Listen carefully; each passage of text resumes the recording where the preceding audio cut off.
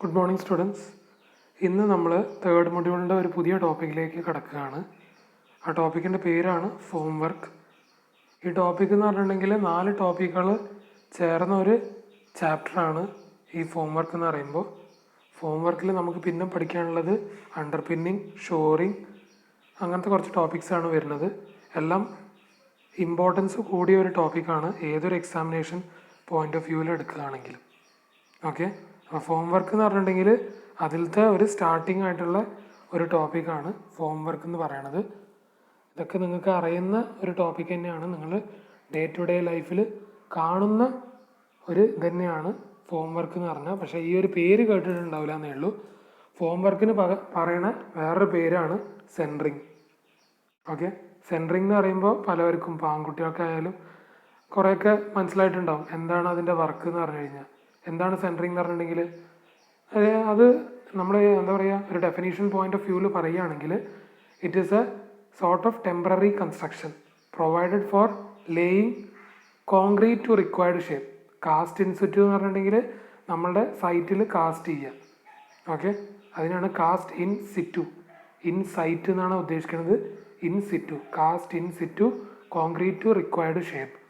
ഒരു ഷേപ്പിന്, ഒരു കോൺക്രീറ്റിന് ഒരു ഷേപ്പ് കൊടുക്കാനായിട്ട് നമ്മൾ കൊടുക്കുന്ന ഒരു ടെമ്പററി സ്ട്രക്ചറിന് പറയണ പേരാണ് ഫോം വർക്ക്.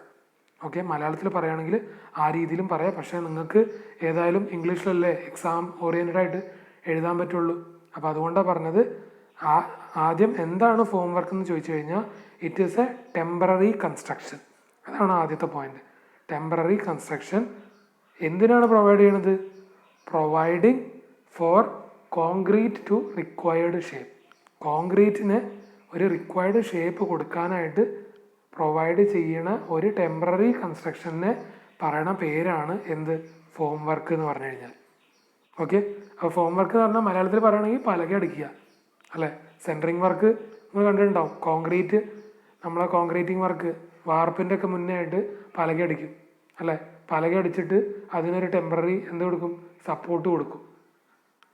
ഓക്കെ, എന്തിനു വേണ്ടിയിട്ട് സപ്പോർട്ട് കൊടുക്കുന്നത്? ആ ഒരു കോൺക്രീറ്റിൻ്റെ ലോഡ് വരുമ്പോൾ അത് കൊഴിഞ്ഞാടാതിരിക്കാൻ വേണ്ടിയിട്ട്. ഓക്കെ, അപ്പോൾ ഇങ്ങനെ കൊടുക്കുന്നത് എന്തിനു വേണ്ടിയിട്ടാണ്? ഒരു റിക്വയർഡ് ഷേപ്പ് കൊടുക്കാൻ. കോൺക്രീറ്റ് ഇപ്പോൾ നിങ്ങൾ വിചാരിക്കുക ഒരു ബീമാണ് ഇട്ട് കൊടുക്കണത്. ഒരു ബീം വേണം, ഒരു വാളിൻ്റെ മുകളിലായിട്ട് ഒരു ബീം വേണം. അപ്പോൾ ആ ബീമിന് വേണ്ടിയിട്ട് നമ്മൾ എന്ത് കൊടുക്കണം? പാലകെട്ട് കൊടുക്കും. ഓക്കെ, ലിൻഡലിന് പാലകെട്ട് കൊടുക്കും. ഓക്കെ, ഫോം വർക്ക് കൊടുക്കും. ഓക്കെ, അതേപോലെ കോളംസിന് കൊടുക്കും. ഫില്ലറൊക്കെ ആണെങ്കിൽ അതിന് കൊടുക്കും. അപ്പോൾ ബേസിക്കലി നമ്മൾ പറയുന്നത് form work is necessary for RCC roof slab.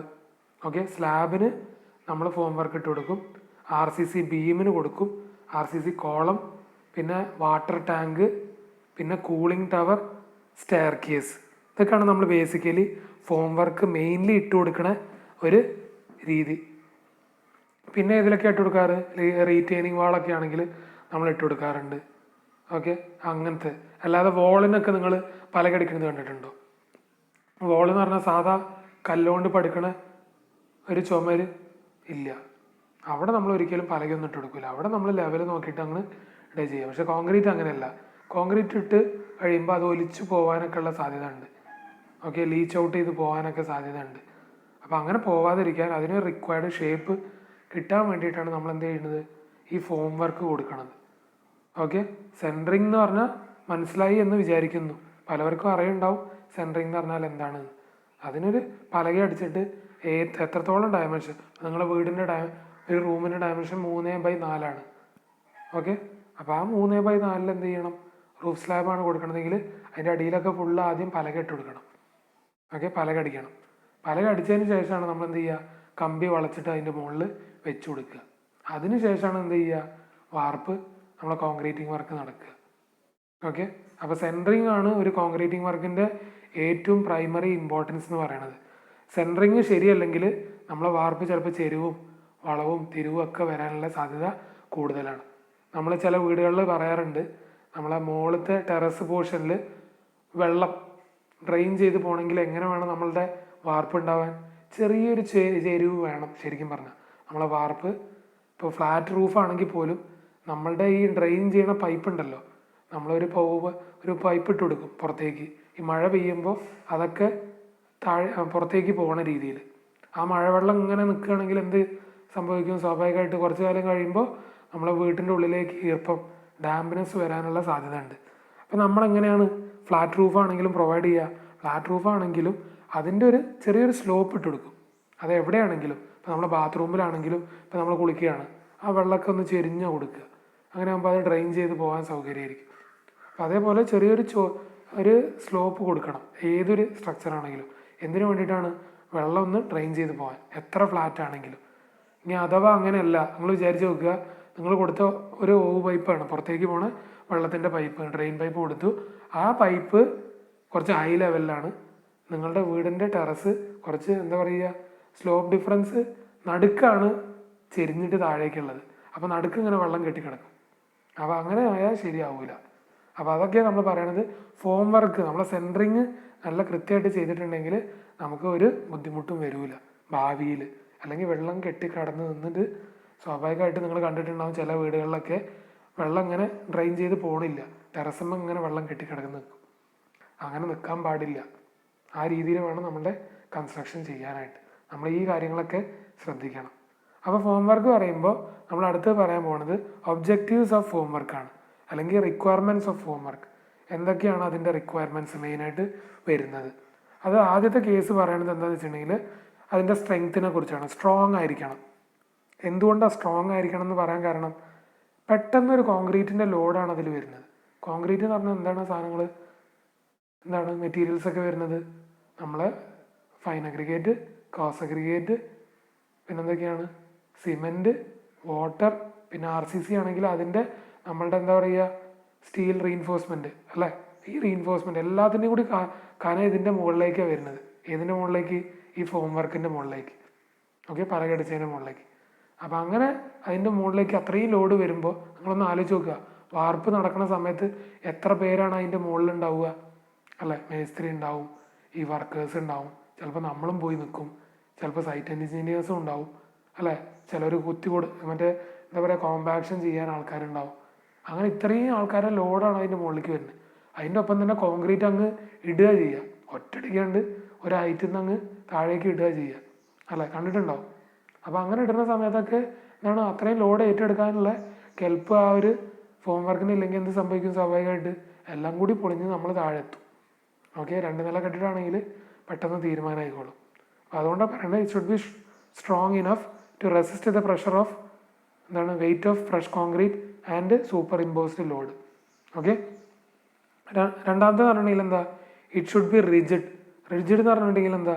നമ്മളൊരു റിക്വയർഡ് ഷേപ്പ്, ഇപ്പോൾ ഒരു സ്ലാബിന് ഒരു ഷേപ്പ് കൊടുക്കുകയാണല്ലോ, ഒരു റെക്റ്റാങ്കുലർ ഷേപ്പോ സ്ക്വയർ ഷേപ്പോ ഏത് രീതിയിലാണെങ്കിൽ ആ ഷേപ്പ് റീറ്റെയിൻ ചെയ്യാൻ ഓക്കെ അതിനുള്ള കെൽപ്പ് അതിനുണ്ടാവണം. ഏതിന്? ഫോം വർക്കിന് ഉണ്ടാവണം. അല്ലാതെ ഒരു മെറ്റീരിയൽ ഇട്ടു എന്ന് വെച്ചിട്ട് അത് എക്സ്പാൻഡ് ചെയ്യാൻ പാടില്ല, അല്ലെങ്കിൽ അത് എന്താ പറയുക കംപ്രസ് ചെയ്യാനും പാടില്ല. കംപ്രസ് ചെയ്ത് കഴിഞ്ഞാൽ എന്ത് സംഭവിക്കും? സ്വാഭാവികമായിട്ട് ആ കോൺക്രീറ്റിൽ ക്രാക്ക് വരാനുള്ള സാധ്യത ഉണ്ട്. കംപ്രസ് എന്ന് പറഞ്ഞാൽ എന്താ? ഉള്ളിലേക്കുള്ള ഫോഴ്സ്. ടെൻഷൻ എന്ന് പറഞ്ഞാൽ എന്താ? പുറമേക്ക് തള്ളി നിൽക്കുക. ഓക്കെ, അപ്പോൾ അങ്ങനെ അത് റിജിഡ് ആയിരിക്കണം. പിന്നെന്താണ്? അതിൻ്റെ ജോയിൻസ് ഒക്കെ വാട്ടർ ടൈറ്റ് ആയിരിക്കണം. ജോയിൻസ് ഒക്കെ വാട്ടർ ടൈറ്റ് എന്ന് പറയാൻ കാരണം എന്താ? അല്ലെങ്കിൽ എന്ത് സംഭവിക്കും? ഈ ജോയിൻറ്റിൻ്റെ ഇടയിൽ കൂടെ ഇങ്ങനെ ഈ നമ്മളുടെ സിമെൻറ്റിൻ്റെ ഗ്രൗട്ട് ഇങ്ങനെ ഒലിച്ചു പോകും. അപ്പോൾ അങ്ങനെ സംഭവിക്കാനുള്ള സാധ്യതകൾ മാക്സിമം ഒഴിവാക്കണം. അതുകൊണ്ടാണ് ഈ വാട്ടർ ടൈറ്റ് എന്ന് പറയുന്നത്. ഈ ഫോം വർക്കിൻ്റെ ഇടയിൽ മരത്തിൻ്റെ പലകയാണ് അടിച്ചു കൊടുക്കുന്നത്. പട്ടിക കഷ്ണം പോലെ ഇങ്ങനെ കുറേ പലകകൾ ഇങ്ങനെ അടിച്ചു കൊടുക്കുക ചെയ്യുക. ഓക്കെ, അപ്പോൾ നിങ്ങൾ വിചാരിക്കും ആ മരത്തിൻ്റെ മാത്രമാണോ? മരത്തിൻ്റെ മാത്രമല്ല, വേറെയും പല മെറ്റീരിയൽസ് ഉണ്ട്, അത് നമ്മൾ ഡിസ്കസ് ചെയ്യും. ഓക്കെ, പിന്നെ 4ാമത്തെ പോയിന്റ് പിന്നെന്താണ്? The form work should be constructed in such a manner that they permit the removal of various parts in decide sequence without damaging the concrete. Okay, നമ്മൾ പലകയൊക്കെ അടിച്ചതിന് ശേഷം കോൺക്രീറ്റ് ഒക്കെ ചെയ്തു. പിന്നെയാണ് നമുക്ക് മനസ്സിലായത് കോൺക്രീറ്റ് ഈ പലകേൻ്റെ ഇടയിലൊക്കെ ഉണ്ട്. നമ്മൾ കൊടുത്ത പലക ശരിയായില്ല. കറക്റ്റായിട്ട് ഒരു ഐഡിയ ഇല്ലാത്ത ഒരാളാണ് ഈ പലക അടിച്ചത്. അപ്പോൾ ഇത് പൊളിക്കണ സമയത്ത് ശരിക്കും പറഞ്ഞാൽ നമുക്ക് നല്ല രീതിയിൽ എങ്ങനെയാണോ നമ്മൾ അടിച്ചു തരുന്നത് അതേപോലെ തന്നെ ഈസി റിമൂവലും കൂടി ആയിരിക്കണം. ഓക്കെ, ആ ഒരു സീക്വൻസിൽ നമുക്ക് റിമൂവ് ചെയ്തെടുക്കാൻ പറ്റണം. Okay, without damaging the concrete. ആ കോൺക്രീറ്റിന് ഒരു കേടുപാടുകളും സംഭവിക്കാത്ത രീതിയിൽ നമ്മളങ്ങനെ ഈ പലകകൾ പൊളിച്ച് മാറ്റണം. നിങ്ങൾ വിചാരിക്കുന്നുണ്ടാവും സെൻറ്ററിങ് കഴിഞ്ഞാൽ പിന്നെ ആ പലക അവിടെ തന്നെ വെക്കുമോ? വാർപ്പ് കഴിഞ്ഞിട്ടുണ്ടെങ്കിൽ ഇല്ല. അവർ 14 ദിവസം കഴിയുമ്പോൾ അല്ലെങ്കിൽ 7 ദിവസം, അത് ഓരോ സ്ട്രക്ചേഴ്സിനനുസരിച്ചാണ്. ഇങ്ങനെ ഓരോ സ്ട്രക്ചേഴ്സിനനുസരിച്ച് എന്താ ചെയ്യുക, ആ ഒരു നമ്മൾ നനച്ചു കൊടുത്തതിനൊക്കെ ശേഷം കുറച്ച് ദിവസം കഴിയുമ്പോൾ അവർ വന്നിട്ട് അത് പൊളിച്ചു മാറ്റും. ബീംസൊക്കെ ആണെങ്കിൽ, ലിൻഡലൊക്കെ ആണെങ്കിൽ പെട്ടെന്ന് തന്നെ പൊളിച്ചു മാറ്റും.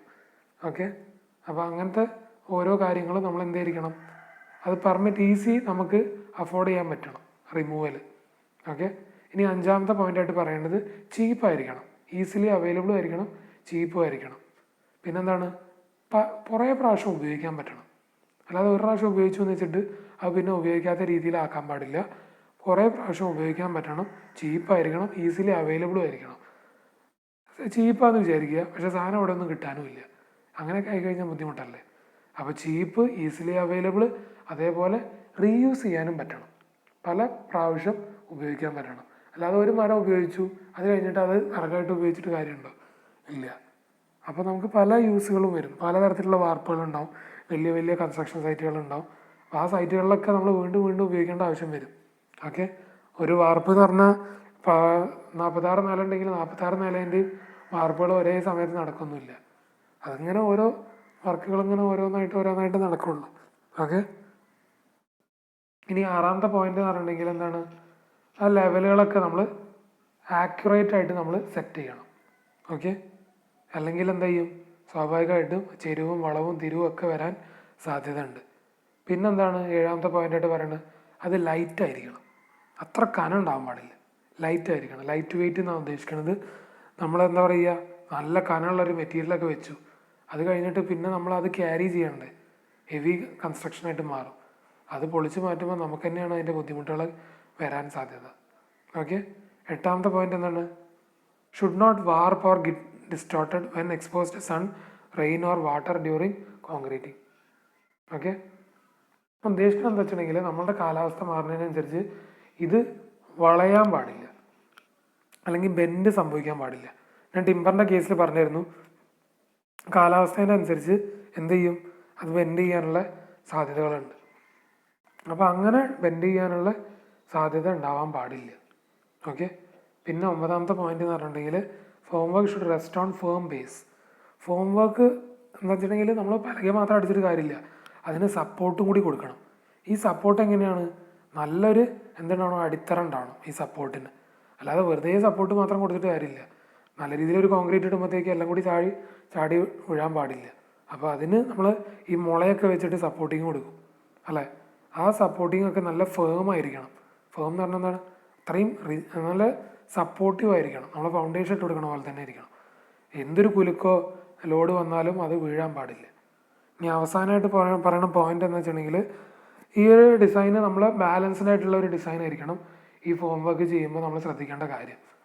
അപ്പോൾ അങ്ങനെ ഒരു ബാലൻസ്ഡ് ആയിട്ടുള്ള ഡിസൈൻ ആകുമ്പോൾ നമ്മളുടെ എക്സ്പെൻസ് എന്താവും, സ്വാഭാവികമായിട്ട് മിനിമം ആയി മാറും. ഓക്കെ, ഇനി അടുത്ത ടോപ്പിക്കിലേക്ക് പോവുകയാണ്, requirements of form work. Okay, നമ്മൾ ആദ്യം പറഞ്ഞത് ഒബ്ജക്റ്റീവ്സ് ആയിരുന്നു, ഇത് റിക്വയർമെൻറ്റ്സ് ഓഫ് ഫോം വർക്കാണ്. ഓക്കെ, ഫസ്റ്റ് റിക്വയർമെൻറ്റ് സ്ട്രെങ്ത് ആണ്. ഇപ്പോൾ പറഞ്ഞ കാര്യങ്ങൾ തന്നെയാണ് കുറച്ചും കൂടി ഒന്ന് ക്ലിയർ ആയിട്ട് പറയേണ്ടത് എന്നുള്ളത്. സ്ട്രെങ്ത് എന്ന് പറയുമ്പോൾ എന്താണ് സ്ട്രെങ്ത് എന്ന് ഉദ്ദേശിക്കുന്നത്, അതിൻ്റെ മുകളിൽ പല ലോഡുകളും വരാനുള്ള സാധ്യത ഉണ്ട്. ഓക്കെ, പല ലോഡുകൾ എന്ന് പറയുമ്പോൾ അതിൻ്റെ ഡെഡ് ലോഡ് ഉണ്ടാവും, ലൈവ് ലോഡ് ഉണ്ടാവും. ഓക്കെ, അപ്പോൾ അങ്ങനത്തെ പല ലോഡുകളും വരുന്ന സമയത്ത് അത് ഡിഫ്ലക്റ്റ് ചെയ്യാൻ പാടില്ല. ഏത്, നമ്മളുടെ form work. Okay, form work deflect ചെയ്യാൻ പാടില്ല. ഈ സ്കഫോൾഡിങ് എന്ന് പറഞ്ഞ സാധനം നമ്മൾ അടുത്ത ടോപ്പിക്കിൽ ഡിസ്കസ് ചെയ്യും. അപ്പോൾ അതിനെക്കുറിച്ച് ഞാൻ ഇപ്പം തന്നെ ഒന്നും പറയണില്ല, നിങ്ങളപ്പോൾ കറക്റ്റായിട്ട് മനസ്സിലാക്കിക്കൊണ്ട്. ഓക്കെ, അപ്പോൾ ഫോം വർക്ക് എന്ന് പറഞ്ഞിട്ടുണ്ടെങ്കിൽ it should be able to carry dead load, live load during concreting without any deflection. Okay, പിന്നെ പറയുന്നത് ഡ്യൂറബിലിറ്റി ആൻഡ് റിജിഡിറ്റി എന്നാണ്. ഓക്കെ, ഡ്യൂറബിലിറ്റി എന്ന് പറഞ്ഞിട്ടുണ്ടെങ്കിൽ എന്താണ്, റിപ്പീറ്റഡ് യൂസ് ചെയ്യാൻ പറ്റണം. കുറേ കാലത്തേക്ക് നമ്മൾ ഈ ഒരു ഇപ്പം മരത്തിൻ്റെയാണ് ഉപയോഗിക്കണമെങ്കിൽ അത് കുറേ കാലം ഉപയോഗിക്കാൻ പറ്റണം. അല്ലാതെ ഒരു പ്രാവശ്യം ഉപയോഗിച്ചിട്ട് അത് പിന്നെ എന്താ പറയുക, യൂസ് ആൻഡ് ത്രോ എന്ന് പറഞ്ഞിട്ടുള്ള ഒരു മെറ്റീരിയൽ ആയിരിക്കാൻ പാടില്ല. അതാകുമ്പോൾ ആ ഒരു കോൺട്രാക്ടറിന് അത് വലിയൊരു നഷ്ടമായിട്ട് മാറും. ഓക്കെ, അപ്പോൾ എന്താണ്, അത് റിപ്പീറ്റഡ് യൂസ് ചെയ്യാൻ പറ്റുന്ന രീതിയിൽ വേണം ഉണ്ടാവാനായിട്ട്. പിന്നെയാണ് തിക്കായിരിക്കണം. ഓക്കെ, പിന്നെന്താണ്, നമ്മളുടെ വെറ്റ് കോൺക്രീറ്റിൻ്റെ പ്രഷർ ഏറ്റെടുക്കാനുള്ള കെൽപ്പ് ആ ഒരു ഫോം വർക്കിന് ഉണ്ടാവണം. പിന്നെന്താണ്, അതിന് നമ്മൾ കൊടുക്കുന്ന സപ്പോർട്ട് ഡയഗണലി വേണം പ്രൊവൈഡ് ചെയ്യാൻ. ഇപ്പോൾ സെൻറ്ററിങ് ചെയ്ത് പലകടിച്ചതിൻ്റെ അടിയിൽ നമ്മൾ കൊടുക്കുന്ന സപ്പോർട്ട് ഡയഗണലി കൊടുക്കണം. അത് സ്ട്രെയിറ്റ് വെച്ചു എന്ന് വെച്ചിട്ട് അതിന് എന്തുണ്ടാവാൻ പറ്റണില്ല, അത് കൊഴിഞ്ഞാടാൻ പറ്റണം എന്നില്ല. ചിലപ്പോൾ കൊഴിഞ്ഞാടും, അങ്ങനെയൊക്കെ ഉണ്ടാവും. അപ്പോൾ ഡയഗണലി സപ്പോർട്ടുകൾ പ്രൊവൈഡ് ചെയ്യുക, അതാണ് ബ്രേസ്ഡ് എന്ന് പറയണത്. ഓക്കെ, പിന്നെന്താണ്, അത് അഡിക്വേറ്റ്ലി ബ്രേസ്ഡ് ആയിരിക്കണം. ഓക്കെ, പിന്നെന്താണ്, ലീസ്റ്റ് അതിനത്ര ഫിനിഷിങ്ങിൻ്റെ ആവശ്യമൊന്നുമില്ല. ഓക്കെ, പിന്നെന്താണ്, വാട്ടർ ടൈറ്റ് ആയിരിക്കണം. ഓക്കെ, എന്തിനു വേണ്ടിയിട്ടാണ്, ലീക്കേജ് ഒഴിവാക്കാൻ വേണ്ടിയിട്ട്.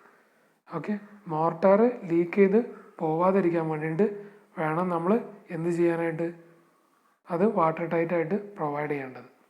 ഓക്കെ, പിന്നെന്താണ്, ഫോം വർക്കിൻ്റെ എറക്ഷനും സ്ട്രിപ്പിങ്ങും ഷുഡ് ബി ഈസി. എറക്ഷൻ എന്ന് പറഞ്ഞാൽ എന്താ, അത് ഇൻസ്റ്റാൾ ചെയ്യുക.